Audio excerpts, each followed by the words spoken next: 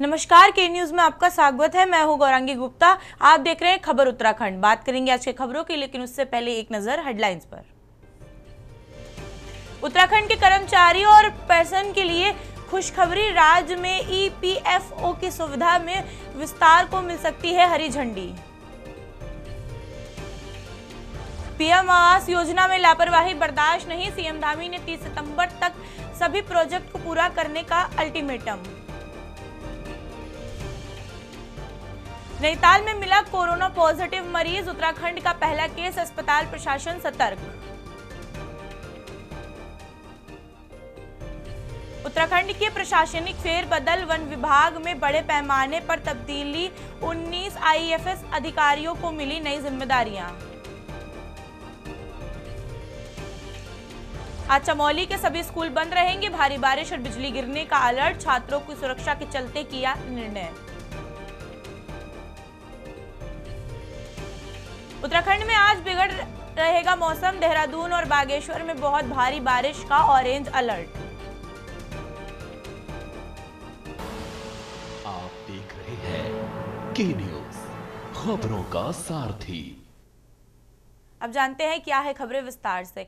देहरादून के उत्तराखंड में मॉनसून एक बार फिर सक्रिय हो गया है। मॉनसून विभाग ने अगले कुछ दिनों के लिए जिलों में भारी बारिश की चेतावनी जारी की है। पिछले 24 घंटों में प्रदेश के अधिकांश हिस्सों में हल्की से मध्य बारिश दर्ज की गई है, जबकि कुछ स्थान पर भारी बारिश भी देखने को मिल सकती है। विभाग ने पूर्वानुमान के मुताबिक 5 से 6 अगस्त को अधिकांश जिलों में हल्के से मध्य बारिश होगी। 5 अगस्त को देहरादून, बागेश्वर और पिथौरागढ़ में भारी बारिश और बिजली गिरने की भी संभावनाएं चल रही हैं, जिसके चलते ऑरेंज और येलो अलर्ट जारी किया गया है। वहीं 6 अगस्त को देहरादून, चमोली और बागेश्वर में भी भारी बारिश के आसार। 7 से 10 अगस्त के बीच पिथौरागढ़, बागेश्वर, चमोली, देहरादून और नैनीताल में कहीं ना कहीं भारी बारिश की संभावना है।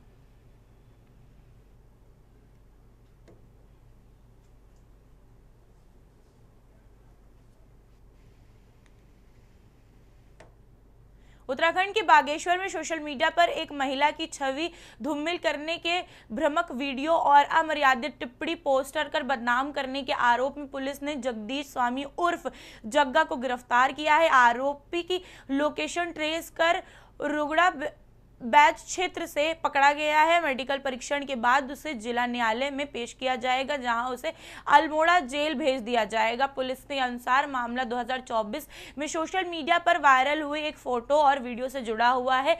इसमें कपकोट विधायक का भी एक महिला का नाम कथित रूप से गलत तरीके से जोड़ा गया था। वहीं पुलिस अधीक्षक ने बताया कि मामले की जांच जारी है।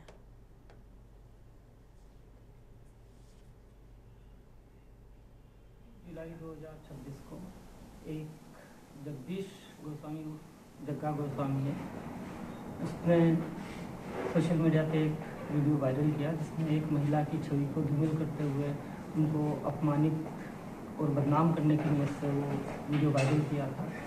इस संबंध में महिला की तहरीर पर कपकोट पुलिस स्टेशन में एक मुकदमा दर्ज किया था। इसी संबंध में माननीय न्यायालय से अभियुक्त के खिलाफ एनबीडब्ल्यू भी लिया गया। ये हमारे बैजनाथ थाना क्षेत्र से पकड़ा गया था। मैं अपना फ़ोन स्विच ऑफ कर रखा था मोस्ट ऑफ द टाइम, और बड़े शातिर तरीके से ये पुलिस को चकवा दे रहा था। फिर कल हमारे मुखबिर के द्वारा सूचना मिली, उसी में ही बैजनाथ थाना एरिया से इसको पकड़ लिया गया था।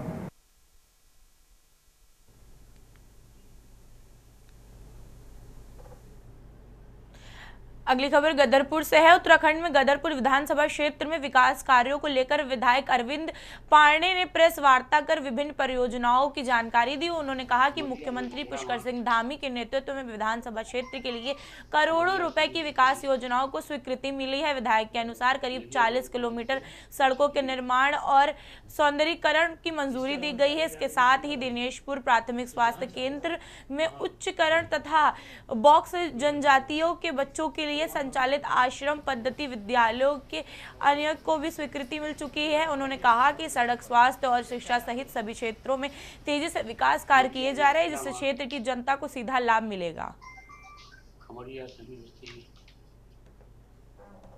हमारी सरकार ने जन भावनाओं के अनुरूप मुख्यमंत्री जी के नेतृत्व में, प्रधानमंत्री जी के आशीर्वाद से और प्रत्येक कार्यकर्ताओं की जो भावनाएं हैं उसके अनुरूप इस प्रदेश में अद्वितीय हर क्षेत्र में विकास कार्य हो रहे हैं। मैं इसके लिए अपनी सरकार का, अपने मुख्यमंत्री जी का, इनका विशेष धन्यवाद देता हूँ। हमारे क्षेत्र में मुख्यमंत्री जी का आगमन हो और इस आगमन के दौरान जो जन भावनाओं के अनुरूप जो डेवलपमेंट के काम थे, जैसे दिनेशपुर हॉस्पिटल का पीएसी से सीएससी, इस हॉस्पिटल का अपग्रेड और विभिन्न जातिगत, जैसे हमारे बक्सर जनजाति की बेटियां हैं, इनको आश्रम पद्धति विद्यालय में हाई स्कूल तक इनको शिक्षा मिलती थी।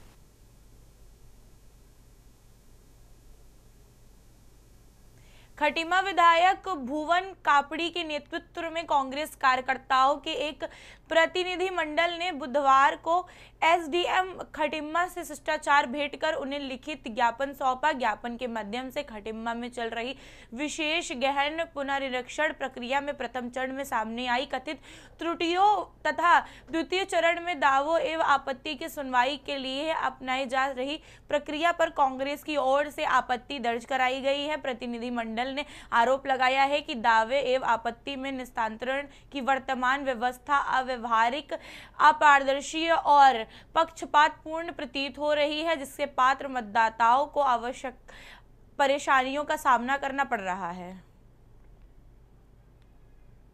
देखिए, सबसे पहले तो जो एसआईआर है उसमें दो तरीके के नोटिस आए हैं, एक अनमैप्ड है और एक विसंगति का नोटिस है, और वो भी खटीमा हमारी विधानसभा में लगभग दोनों मिला के 33,000 के आसपास नोटिस आए हैं।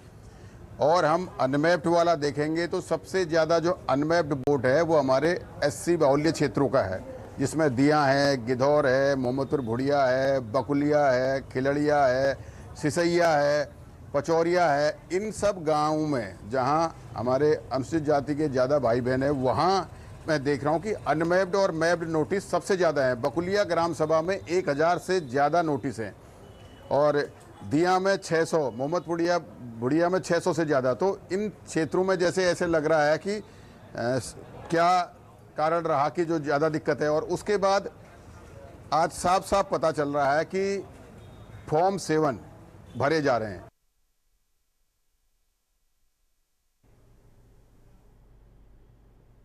उत्तराखंड हाईकोर्ट में हल्द्वानी स्थित मुखानी चौराहे को जाम मुक्त कराए जाने, यहां पर फ्लाईओवर का निर्माण कराने के मामले में दर्ज जनहित याचिका पर सुनवाई हुई है। मामले की सुनवाई के बाद हाईकोर्ट की खंडपीठ ने राज्य सरकार व जिलाधिकारी से पूछा कि पूर्व में जो अतिक्रमण चिन्ह किया गया था उस पर अब क्या कार्रवाई की गई है। 2 सप्ताह के भीतर कोर्ट को बताएं। मामले की अगली सुनवाई सप्ताह बाद तिथि की नियति की गई है।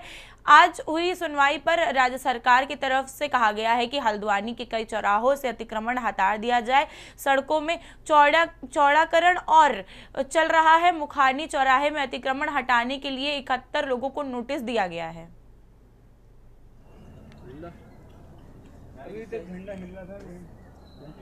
उसमें ट्रैफिक कंजेशन की प्रॉब्लम है। वहाँ पे एक बॉटलनेक लंबे समय से बना हुआ है, जिससे कि वहाँ से गुजरने वाले लोगों को, चाहे वो अस्पतालों की तरफ जाने वाले, सुशीला तिवारी की तरफ जाने वाले लोग हों या उस चौराहे से गुजरने वाला जो ट्रैफिक है, उन सभी को समस्या होती है और वहाँ पर अक्सर जाम की सिचुएशन आती है। तो इसको लेकर 2018 में ये PIL फाइल की गई थी, जिसके बाद वहाँ पर सर्वे करवाया गया था। कुछ उपाय भी राज्य सरकार द्वारा बताए गए थे और हाल में वहाँ पर फ्लाईओवर के लिए भी फिजिबिलिटी सर्वे करवाया गया था।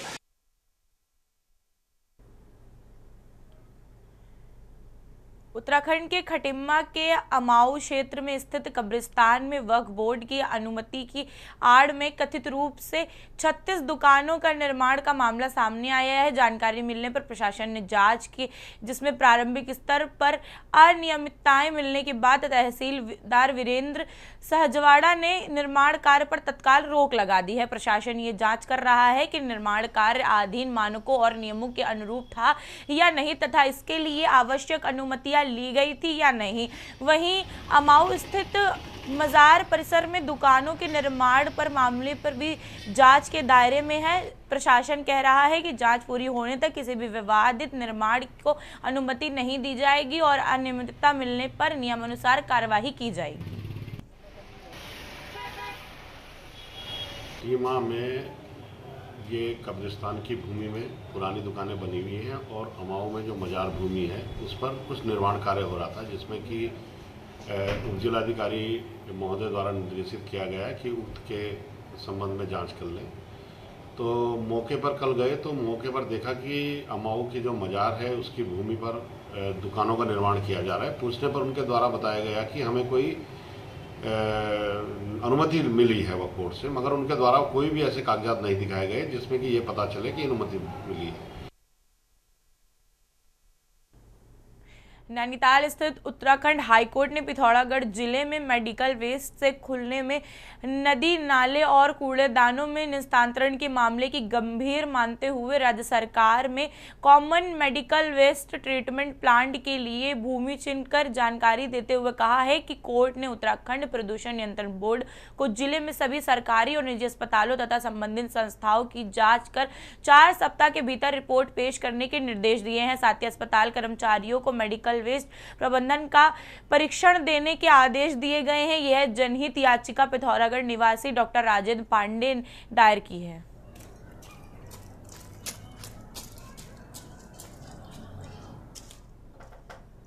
एक पेटिशनर हैं जिन्होंने ये जनहित याचिका फाइल की थी 2024 में माननीय हाई कोर्ट में के समक्ष, ये कहते हुए कि जो जिला पिथौरागढ़ है वहाँ पे बायोमेडिकल वेस्ट जो है वो ठीक तरह से साइंटिफिक तरीके से डिस्पोज नहीं हो रहा है। उसके अंदर उन्होंने 2 मुद्दे उठाए थे। उसके नंबर 1 तो है वहाँ पे बीडी पांडे सरकारी अस्पताल है जो मोर देन 100 बेडेड हॉस्पिटल है, और एक एचजी पंत गोविंद पंत करके जो है महिला जिला चिकित्सालय है, वो भी मोर देन 60 बेडेड हॉस्पिटल है। 2024 में कोर्ट के समक्ष जब ये मुकदमा आया तो उन्होंने हमें इंस्पेक्शन के लिए कहा, हमने इंस्पेक्शन किया।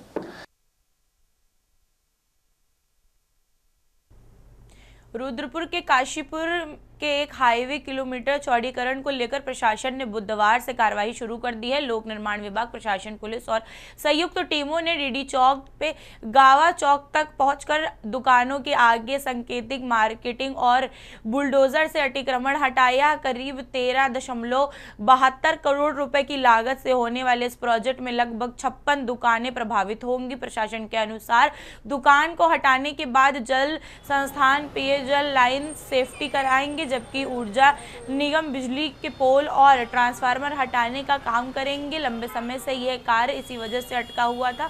उधर कार्यवाही पर व्यापारियों ने विरोध किया। व्यापार मंडल अध्यक्ष संजय ने कहा कि त्योहारों के समय इस तरह की कार्यवाही उचित नहीं है और इससे व्यापारियों की आर्थिक नुकसान उठाना पड़ सकता है। प्रशासन ने स्पष्ट किया है कि हाईवे चौड़ीकरण परियोजना के समयबद्ध ढंग से पूरा किया जाना जरूरी है, वही अभियान जारी है।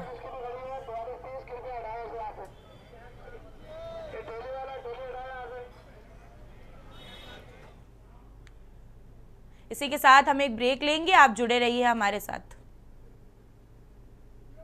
उत्तराखंड के लक्सर के खानपुर थाना क्षेत्र में स्थित नियमिततापूर्ण से गांव में 22 वर्षीय उदय कुमार की नाली में डूबने से मौत हो गई है। जानकारी के अनुसार उदय गांव के 2 युवकों के साथ नाले के पुल पर बैठा था। इसी दौरान संदिग्ध परिस्थितियों में वह नाले में गिरकर डूब गया। घटना के बाद युवक की मौके पर ही फरार हो गए हैं, जबकि दूसरे को नशे की हालत में ग्रामीणों ने पकड़कर पुलिस के हवाले कर दिया है। परिजन उदित को अस्पताल ले गए हैं, जहां डॉक्टरों ने उसे मृत घोषित कर दिया है। मृतक के परिजनों ने हत्या की आकांक्षा जताते हुए कार्यवाही की मांग की है। पुलिस ने शव को पोस्टमार्टम के लिए भेज दिया है और फरार युवक की तलाश लगातार जारी है। मामले की जांच शुरू कर दी गई है।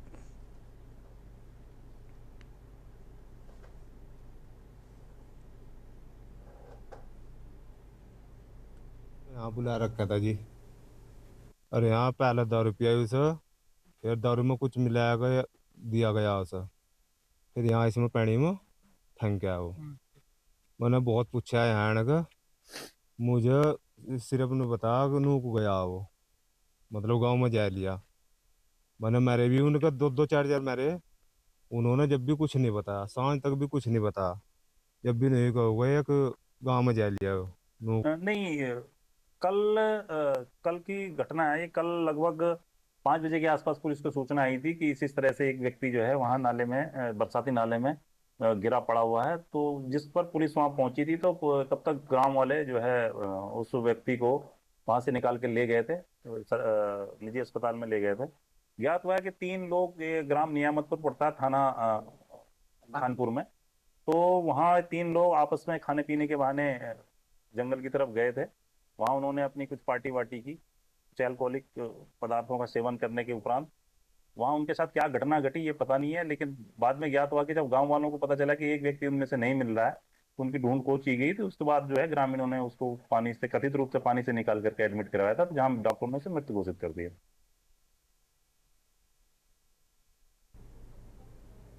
हल्द्वानी में रानी बाग स्थित चित्रेश्वर धाम को लेकर पहाड़ी समाज की में बड़ा आंदोलन छेड़ने का ऐलान किया गया है। पहाड़ी आर्मी के नेतृत्व में हुई बैठक में समाज के लोगों ने 9 अगस्त को पहाड़ी स्वाभिमान बचाओ रैली निकालने की घोषणा की है। उन्होंने कहा है कि चित्रेश्वर धाम उनकी आस्था और संस्कृति और इतिहास का महत्वपूर्ण केंद्र है, जिसके संरक्षण के लिए अब निर्णायक लड़ाई लड़ी जाएगी। उन्होंने बताया कि कत्यारी राजवंश के इतिहास में मां जिया रानी की विरासत और चित्रेश्वर धाम के ऐतिहासिक महत्व पर विशेष चर्चा में हुई। पहाड़ी आर्मी के संस्थापक अध्यक्ष हरीश रावत ने रानीबाग प्रकरण पर तीखी प्रतिक्रिया देते हुए आरोप लगाया है कि कुछ बाहरी क्षेत्रीय लोगों के इतिहास और संस्कृति की पहचान के साथ छेड़छाड़ करने के प्रयास किए हैं। उन्होंने कहा कि पहाड़ी समाज अब अपने स्वाभिमान और सांस्कृतिक विरासत की रक्षा के लिए एकजुट होकर आंदोलन करेगा। जो पूरे रानीबाग परिक्षेत्र में, हमारे रानीबाग जो चित्रशिला घाट है, चित्रेश्वर महादेव मंदिर है, जिया रानी का प्रांगण है, उस तमाम चीज को अतिक्रमण मुक्त कराया जाए। वहां पर मानसखंड मंदिर माला के तहत लाकर उसका डेवलपमेंट किया जाए और उसको धर्म नगरी के रूप में विकसित किया जाए। हमारे इतिहास पे आक्रमण हुआ है, हमारे इतिहास पे छेड़खानी हुई है। हमारे आस्था की राजधानी रानीबाग में बड़े स्तर पे अतिक्रमण हो रहा है, जिसको तोड़ने के लिए हमने माननीय जो है जिलाधिकारी महोदय को ज्ञापन दिया था। 15 दिन का उनको समय दिया था। 8 तारीख को उनका समय पूरा हो रहा, अभी तक हम देख रहे हैं कोई इस तरह की कार्रवाई होते हुए नहीं दिख रही है। 9 तारीख को इसी मसले पे हमारा जो पहाड़ का समाज बड़ा आक्रोशित है, क्योंकि कुलदेवी के प्रांगण में आक्रमण हो रहा है। ये आतताइयों से भी बढ़कर खतरनाक है। हाँ, 9 तारीख को हमारा स्वाभिमान रैली निकलेगी और वो चित्रशिला धाम में जो अतिक्रमण है, जो भी है, चाहे वो शनि मंदिर हो या अन्य, उसको हटाने के संबंध में हम रैली निकाल रहे हैं। इस संबंध में हमारे राव जी ने पहले बता दिया, जिलाधिकारी महोदय को विज्ञापन दिया है। 15 दिन का उनको टाइम दिया था और 15 दिन कल 8 तारीख को पूरे हो। अब ये करीब करीब काफी लोग आएंगे। अब ये तो हजारों की संख्या बड़ी होगी। क्या संदेश देना चाहेंगे? रैली के स्तर पे हम अपने उत्तराखंड के पर्वतीय समाज को जगाना चाह रहे हैं कि भैया हमारे जो क्षेत्र में हमारी संस्कृति को खत्म किया जा रहा है बाहर वालों का। जो हमारे संस्कृति जो कल्चर था, सरकार एक तरफ तो कहती है कि भैया अपने जो हमारा जो कल्चर है उसकी रक्षा होनी चाहिए, चाहे भाषा हो, संस्कृत हो, मंदिर हो या जो आस्था के स्थान है उसको तो बढ़ाने के लिए वो कर रही है, चाहे वो जगरिया समाज हो। देवभूमि उत्तराखंड की धर्मनगरी हरिद्वार इन दिनों आस्था के रंग में रंगी है। हर हर महादेव की जय घोष और बोल बम के नारों के बीच 1 करोड़ से ज्यादा कांवड़िए गंगा जल लेकर अपने गंतव्य के लिए रवाना हो चुके हैं। श्रद्धालुओं का कारवां लगातार बढ़ रहा है और हरिद्वार से लेकर के शिवालयों तक रौनक देखने को बन रही है। वहीं इन्हीं तैयारियों के बीच कुछ सवाल भी आ रहे हैं। जहां यात्रा शुरू हुए महज कुछ ही दिन हुए हैं और इसी बीच शिव भक्तों की आड़ में कुछ अराजक तत्वों की झगड़ों और उपद्रव की हरकतें सामने आ रही हैं, जिसके बाद घटनाओं ने कांवड़ यात्रा की छवि धूमिल करने की कोशिश की है।